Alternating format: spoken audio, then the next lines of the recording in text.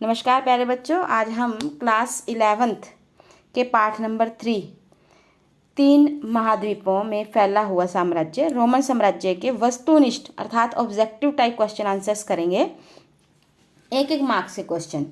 और हमने कोशिश की है कि हम इस लेसन में से मैक्सिमम टू मैक्सिमम हमने लगभग 150 से अधिक क्वेश्चनों को उठाया है। और ये बहुत बड़ी बात है कि 150 क्वेश्चंस आपको एक ही फॉर्म पर, एक ही मंच पर मिल रहे हैं। सबसे पहला है, रेंस और रेमुलस कौन थे? प्रसिद्ध जुड़वा भाई जिन्होंने रोम नामक बस्ती की नींव डाली। देखिए, एक छोटी सी बस्ती की नींव रखने वाले दो भाई रेंस और रोमुलस, और कहाँ से कहाँ पहुँच गए ये साम्राज्य। उसके बाद है, तीन महाद्वीपों में फैला साम्राज्य रोमन साम्राज्य। तीन महाद्वीप कौन से? एशिया, अफ्रीका और यूरोप। उसके बाद है, रोमन साम्राज्य के प्रशासन की दो भाषाएं, लातीनी और यूनानी। उसके बाद है, किस सागर को रोम का हृदय कहा जाता है? भूमध्य सागर को। भूमध्य सागर को रोम का हृदय कहा जाता है। रोम नगर की स्थापना कब मानी जाती है? कि अगर हम बात करें कि रोमन नगर की, अगर इन दो भाइयों ने भी बस्ती बसाई तो उसकी स्थापना कब मानी जाती है? 753 ईस्वी पूर्व। उसके बाद है, रोमन साम्राज्य का प्रतिद्वंदी साम्राज्य फारसी साम्राज्य। रोमन साम्राज्य का मतलब, अगर देखिए उस समय दो साम्राज्य बहुत विशाल थे, एक रोम और एक ईरान। जो ईरान है उसे फारस भी कहा जाता है, और रोमन साम्राज्य के साथ इसकी हमेशा प्रतिद्वंदता अर्थात नोक झोंक, लड़ाई झगड़ा चलता ही रहता था। रोमन साम्राज्य का अपने किस पड़ोसी राज्य के साथ संघर्ष चलता रहता था? वो था ईरान। ईरान के अंदर दो बहुत ही फेमस राजवंश हुए हैं, एक तो वह है पार्थियाई और दूसरा सशानी। रोम के इतिहास के स्रोतों को कौन से तीन भागों में बांट सकते हैं? अगर हमें रोम की जानकारी इकट्ठी करनी है तो हम कौन से स्रोत देखेंगे? पाठ्य सामग्री, दस्तावेज, भौतिक अवशेष। भौतिक अवशेष में इमारतें आ जाती हैं। पेपायरस का पौधा कहाँ पाया जाता है? मिस्र में। इसीलिए आपको पता है कि पेपायरस में जो लेखन कला है वो बहुत फेमस थी, और वहाँ पर हमें बहुत सारे सरकारी दस्तावेज जो हैं पेपायरस के पौधे के पत्तों पर मिले हैं। एक बड़ी सी चट्टान का टुकड़ा जिसका प्रयोग मानव इकाइयों के लिए किया जाता है, उसे क्या कहा जाता है? संस्कृति एकाश्म। ये बहुत इंपॉर्टेंट क्वेश्चन है, कई बार आ चुका है। ईरान में ससानी वंश की स्थापना कब हुई? 225 ईस्वी पूर्व में। ये वही ससानी वंश है जो ईरान का है, एक पारथी एक ससानी। रोमन साम्राज्य और ईरान के मध्य कौन सी नदी बहा करती थी? फ्रात। रोम साम्राज्य के दक्षिण में कौन सा रेगिस्तान था? सहारा। यूरोप का अफ्रीका महाद्वीप से अलग करने वाला सागर। देखिए, यूरोप को अफ्रीका महाद्वीप से जो सागर अलग करता है वो भूमध्य सागर है, जिसे रोम का हृदय कहा जाता है। उत्तर में रोमन साम्राज्य की सीमा बनाने वाली दो महान नदियां। और जब भी आपसे कहा जाए कि रोमन साम्राज्य की दो नदियां बताएं तो राइन और डेन्यूब दो ही आएंगी। उसके बाद है, समकालीन व्यक्तियों द्वारा प्रतिवर्ष लिखे जाने वाले वृत्तांत को क्या कहा जाता है? देखिए, एक व्यक्ति एक राजा के या समकालीन अपनी जो हिस्ट्री देख रहा है उसको देखकर बिल्कुल साल दर साल, दिन प्रतिदिन डेली रूटीन में जो नोट कर रहा है उसे हम वर्ष वृत्तांत, जो पूरे साल के लिए लिखा जाता है। पेपायरस पत्रों को लिखने वाले विद्वानों को क्या कहा जाता है? पेपायरोलॉजिस्ट। रोम और ईरान शासन के हिस्से को चीनी लोग क्या कहते हैं? ताचिन। निकट पूर्व से आपका क्या अभिप्राय है? भूमध्य सागर के पूर्व का भाग। निकट पूर्व, ये बहुत ज़्यादा समझने वाली बात है। निकट पूर्व, पूर्व के जो भूमध्य सागर है, देखिए जो यूरोप और अफ्रीका को अलग अलग कहा रहा है, वो भूमध्य सागर के जो पूर्व का भाग है उसे निकट पूर्व कहा जाता है। रोमन साम्राज्य को मोटे तौर पर कौन से दो चरणों में बांट सकते हैं? एक है पूर्ववर्ती, एक है परवर्ती। और इन दोनों भागों को किसने बांटा है? इनको बांटा है तीसरी शताब्दी ने। तीसरी शताब्दी से पहले वाला पीरियड पूर्ववर्ती कहलाता है, बाद वाला परवर्ती। रोम गणराज्य की वास्तविक सत्ता किनके हाथ में थी? सेनेट। देखिए, यहाँ पर तीन खिलाड़ी हैं रोम साम्राज्य गणराज्य के। रोम गणराज्य जो है 509 ईस्वी पूर्व से 2700 ईस्वी पूर्व चला। तीन खिलाड़ी हैं, एक सम्राट, एक सेनेट और एक सेना। लेकिन जो सत्ता थी वो वास्तविक सत्ता सेनेट के हाथ में थी, और सेनेट में सभी कौन थे? अभिजात वर्ग के लोग, अमीर वर्ग के लोग थे। उसके बाद 25वां क्वेश्चन है, रोम का गणतंत्र 509 ईस्वी पूर्व से 27 ईस्वी पूर्व तक का शासन किसके माध्यम से चलता था? सेनेट के माध्यम से। रोम साम्राज्य की सबसे शक्तिशाली संस्था सेनेट। और सेनेट में कौन सर्वाधिक शक्तिशाली था? अभिजात वर्ग। सेनेट सबसे ज़्यादा किससे डरती थी? रोमन सेना से, क्योंकि रोमन सेना बहुत बड़ी थी। चौथी शताब्दी में तो इवन के 6 लाख जो थी रोमन सेना थी। तो नेचुरली है कि अगर सेनेट को अगर किसी से डर लगेगा तो वो सेना से ही लगेगा। रोमन साम्राज्य के पूर्वी भाग में उच्च वर्ग के लोगों की भाषा क्या थी? ग्रीक। रोमन साम्राज्य के पूर्वी क्षेत्र में उच्च वर्ग के लोग ग्रीक भाषा बोलते थे। रोमन सत्ता का संचालन कौन करता था? सेनेट। मैंने आपको बताया है कि जब तक ऑगस्टस का आना नहीं हुआ तब तक सब कुछ जो भी चलता था वो सेनेट के हिसाब से चलता था, और सेनेट में कोई एक व्यक्ति नहीं था बल्कि सेनेट में बहुत सारे व्यक्ति थे। सीजर की हत्या, सीजर जूलियस सीजर है जो कि ऑगस्टस से पहले वाला व्यक्ति राजा सम्राट है। ऑगस्टस जूलियस सीजर की हत्या के षड्यंत्र में सेनेट और उसके सहयोगी कैशियस और बूट्स शामिल थे। तो सीजर की हत्या कब हुई? 44 ईस्वी पूर्व में। उसके बाद है रोम का प्रथम सम्राट कौन बना? ऑगस्टस। अब यहाँ से गणतंत्र जो है ना सेनेट वाला वो खत्म हो जाता है और यहाँ से शुरू होता है सम्राट का शासन।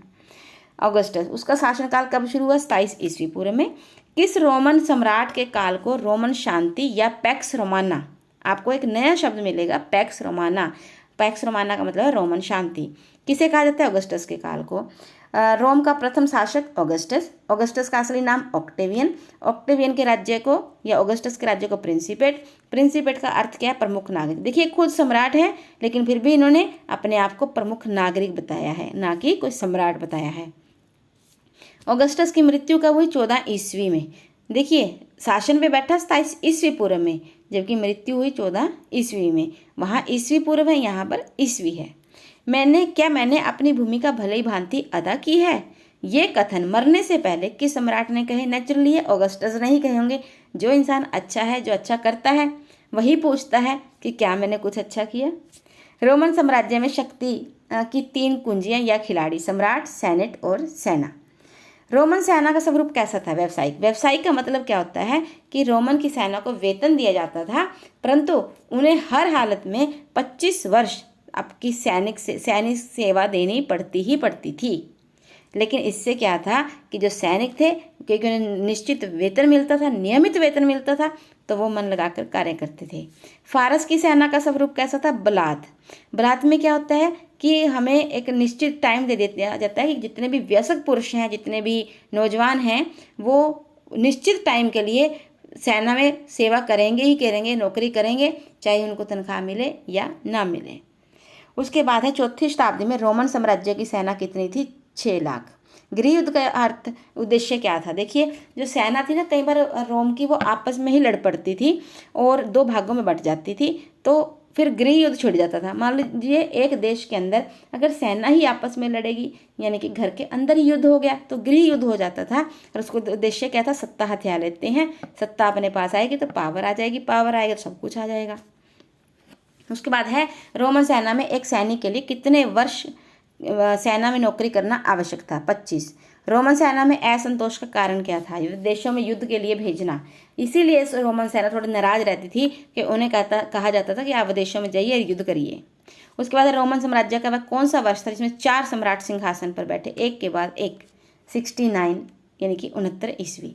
पैट्रिशियन गार्ड का प्रमुख उद्देश्य क्या था? सम्राट की सुरक्षा करना। ऑगस्टस के बाद शासन किसने किया? टिबेरियस ने। उसका शासनकाल क्या था? 14 ईस्वी से 37 ईस्वी। दत्तक पुत्र था ये ऑगस्टस का। किस रोमन सम्राट ने भारत की विजय का सपना देखा? ट्राजन ने।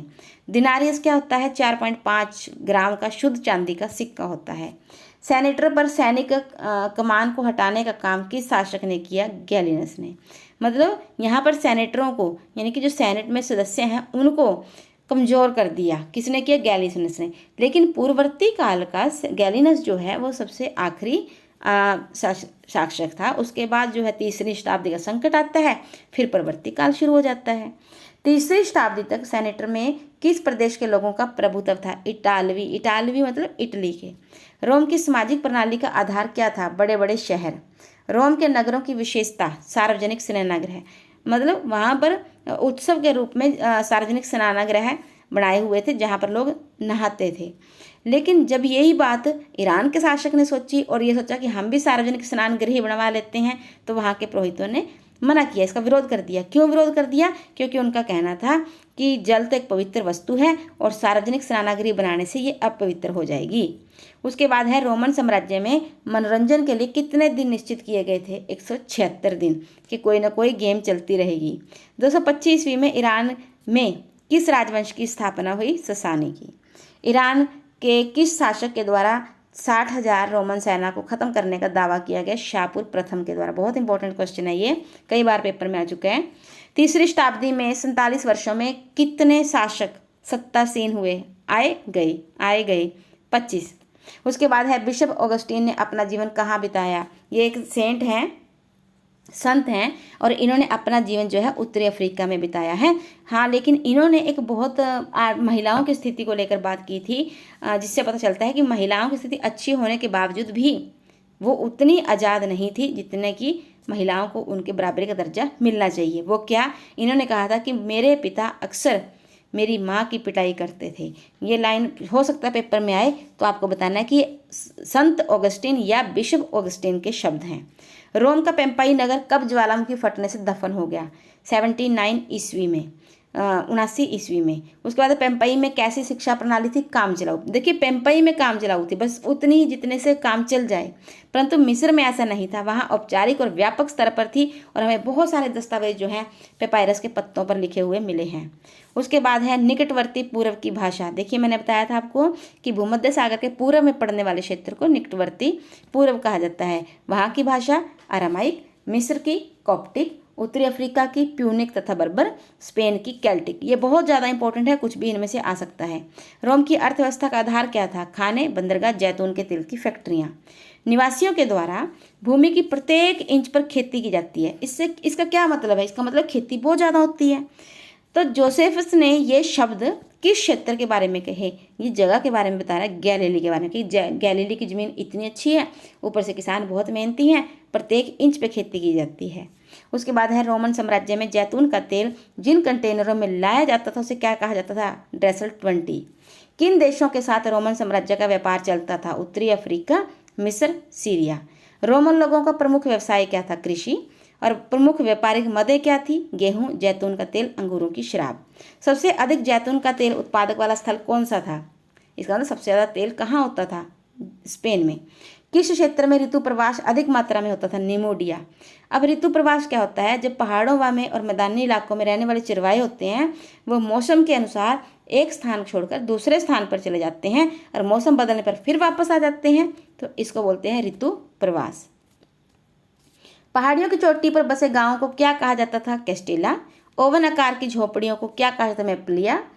मेपालिया के बाद है तरल पदार्थों की ढुलाई वाले कंटेनर, एम्फोरा। और 6ठी शताब्दी ईस्वी में मिस्र जस्टिनियन को कितना कर चुकाता था? प्रतिवर्ष 25 लाख सोलिडस। सोलिडस मतलब सोने के सिक्के। कितना कर? उसके बाद है रोमन साम्राज्य का सबसे अत्याचारी शासक नीरो। कहते हैं जिस समय रोम जल रहा था 64 ईस्वी में, तब भी नीरो बैठा बांसुरी बजा रहा था, इतना बुरा हाल था इसका। उसके बाद है पार्थिया की राजधानी टेसिफुन। अटीला क्या है? हुनों के साम्राज्य को अटीला कहा जाता है। डायोक्लिशियन ने किसे पूर्वी रोमन साम्राज्य की राजधानी घोषित किया? सिकंदरिया को। देखिए, जो डायोक्लिशियन है, कॉन्स्टेंटाइन है, थियोडोसियस द्वितीय है और जस्टिनियन है, ये चारों शासक जो हैं ये परवर्ती काल के हैं और इनके काफ़ी नाम फेमस हैं।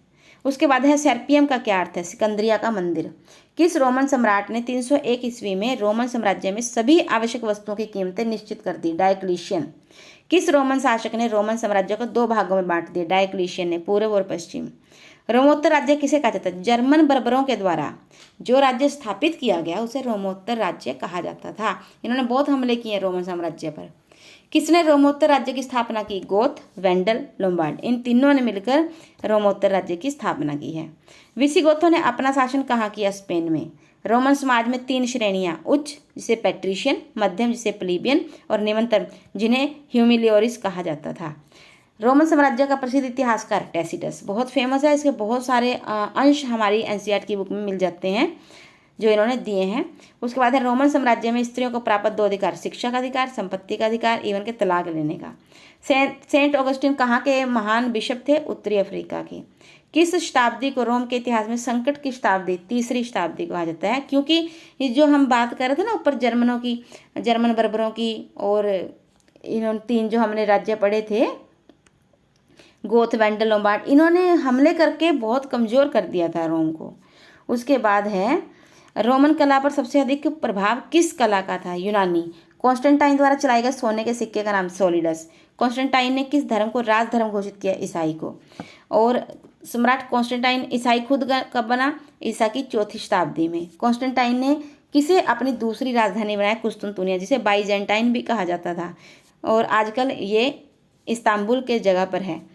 कुस्तुनतुनिया नगर का संस्थापक कॉन्स्टेंटाइन। पूर्वी रोमन साम्राज्य का सबसे प्रसिद्ध शासक जस्टिनियन। उसके बाद है जस्टिनियन कोड का प्रचलन कब हुआ? 533 ईस्वी में। यहाँ पूर्वी नहीं, परवर्ती है, या पूर्वी रोमन साम्राज्य भी कह सकते हैं, लेकिन प्रवर्ती काल का। किस शासक ने सर्वोच्च पादरी और सम्राट की उपाधि धारण की? जस्टिनियन ने। कैस्टेला क्या है? रोमन साम्राज्य में पहाड़ों पर बसे गांवों को। किस लेखक ने रोमन साम्राज्य के श्रमिकों की दयनीय स्थिति का वर्णन किया है? कोलुमेला ने। उसके बाद है बहुत सारे अंश दिए हैं जहाँ इन्होंने बताया कि किसानों को और जमींदारों को चाहिए कि वह औजार खरीदें, ना कि दासों का इतना शोषण करें। रोमन साम्राज्य के किस शासक ने श्रमिकों को ऊंचे वेतन देकर पूर्वी सीमांत क्षेत्र के द्वारा शहर का निर्माण करवाया? एंस्टेसियस ने। उसके बाद है रोमन साम्राज्य द्वारा चांदी की मुद्रा का प्रचलन क्यों बंद कर दिया? क्योंकि स्पेन में चांदी की खानें खत्म हो गई थी, क्योंकि जो भी सामान आयात किया जाता था बदले में चांदी चुकाई जाती थी, जिस वजह से स्पेन में जो चांदी की खानें थी वो खत्म हो गई। रोम में भयंकर आग कब लगी? 64 ईस्वी में। उसके बाद रोमन साम्राज्य के 2 उद्योग, जैतून का तेल, अंगूरों की शराब। इक्वाइट्स क्या होता है? ये बहुत इंपॉर्टेंट क्वेश्चन है। नाइट्स मतलब योद्धाओं को इक्वाइट्स कहा जाता था। विसुवियस क्या है? एक ज्वालामुखी। कौन सा शहर ज्वालामुखी में दफन हो गया? पेम्पई। उसके बाद है वृष्ट पिलनी की मृत्यु का कारण क्या था? वही ज्वालामुखी विस्फोट। ब्यूबोनिक प्लेग का प्रकोप कब फैला? 541 ईस्वी पूर्व से 70 ईस्वी पूर्व। ब्यूबोनिक प्लेग जो है चूहों की वजह से फैलती है और फिर से रोकना बहुत मुश्किल हो जाता है। रोम के शासकों का राजकीय चिन्ह सूर्य। उसके बाद है 3री शताब्दी में कुल कितने सम्राट रोम के सिंहासन पर बैठे? 25। 47 वर्षों में 25। रोमन कानूनों का प्रथम संग्रह को क्या कहा गया? 12 तख्तियों का कानून। उसके बाद है रोमन की अच्छी प्रकार से सूती वस्त्र व मसाले कहाँ से मंगवाए जाते थे? भारत। ये मंगवाते थे, चांदी भेजते थे, इसलिए भारत में चांदी बड़ी मात्रा में पहुंच गई। रोम के किस शासक के युग को स्वर्ण काल कहा जाता है? Augustus scissor. शांति का भी, स्वर्ण युग भी। रोम का अभिजात वर्ग क्या कहलाया? पैट्रिशियन, वही उच्च वर्ग। रोमन कानूनों के प्रथम संग्रह को क्या कहा जाता था? 12 तख्तियों का कानून। 73 ईस्वी पूर्व में हुए दासों के विद्रोह का नेतृत्व किसने किया? स्पार्टकस ने। रोमन समाज में मुख्यतः किस प्रकार की परिवार प्रणाली प्रचलित थी? एकल परिवार प्रणाली, माता पिता बच्चे और दास। उसके बाद सोलिडस के सोने में सिक्के में सोने की मात्रा कितनी थी? 4.5 ग्राम। सिलिक्वा क्या है? ये भी चांदी की मुद्रा है। टालेमी एक खगोल शास्त्री, और टालेमी ने बनाए मानचित्रों की संख्या 1000। त्रिकोण का आविष्कार किसने किया? टालेमी ने किया। मोतियाबिंद प्लास्टिक सर्जरी, गले की बीमारियों का चिकित्सक, या अकेला चिकित्सक की बात भी की जाए तो रोम के प्रसिद्ध जो चिकित्सक हैं वो सेल्सियस हैं। From the founding of the city के लेखक लिवी। उसके बाद है सरकारी सिद्धांतों के प्रति मौलिक विचार देने वाले विद्वान सिसरो। अरबों ने स्पेन पर आक्रमण कब किया? 711। किस वर्ष रोमन साम्राज्य पूर्वी और पश्चिमी 2 भागों में बट गया? 395 ईस्वी पूर्व में। सौर पंचांग के अनुसार 7वें महीने का नाम जुलाई किस रोमन शासक के नाम पर पड़ा? जूलियस सीजर के नाम पर। जूलियस सीजर ने मंगल देवता का मंदिर कहाँ बनवाया? फोरम में। रोम में 60,000 दर्शकों के बैठने के लिए कोलोशियम का निर्माण हुआ, जहाँ पर पशुओं की भी लड़ाइयाँ हो जाती हैं, थिएटर वगैरह भी होता है, उसको कोलोशियम बोल देते हैं। ये 79 में। रोम को इतिहासकार जिसने रोम के आरंभ में 9 ईस्वी तक का इतिहास लिखा? लिवी। द एग्रीकल्चर नामक ग्रंथ के लेखक वर्जिल। रोम की बुद्धि की देवी मिनर्वा सरस्वती। वर्जिल की सबसे प्रसिद्ध रचना एनिड। रोमन लोगों का सबसे महान देवता जुपिटर। जुपिटर किसका देवता है? आकाश और ऋतु का, जैसे हमारे यहाँ वरुण। उसके बाद रोमन लोगों की प्रमुख देवी जूनो। रोमन साम्राज्य की प्रेम की देवी डायना। रोमन सैनिकों का लोकप्रिय धर्म मिथर धर्म। यहूदी धर्म के संस्थापक पैगंबर मूसा। ईसाई धर्म की पवित्र पुस्तक बाइबल। और उसके बाद है दास प्रजनन का उद्देश्य क्या था? मतलब लोग दास तो लेके आते थे, लेकिन दासों से बच्चे भी पैदा करवाते थे। क्यों? ताकि दासों की संख्या बढ़ाई जा सके और दासों के बच्चे भी आगे दास ही बनेंगे। किस शासक के समय में दासों को जबरदस्त विद्रोह किया? नीरो। नीरो के टाइम में दासों की स्थिति बहुत खराब हो गई और उन्होंने सबने मिलकर विद्रोह किया, और ये विद्रोह बड़ी मुश्किल से दबा तो जरूर दिया गया, लेकिन इसका असर बहुत बड़ा रहा। ऑगस्टस के काल में दासों की संख्या कितनी? देखिए 75 लाख की जनसंख्या में 30 लाख दास। दास समूहों के प्रयोग की निंदा करने वाले इतिहासकार प्लिनी और स्पार्टकस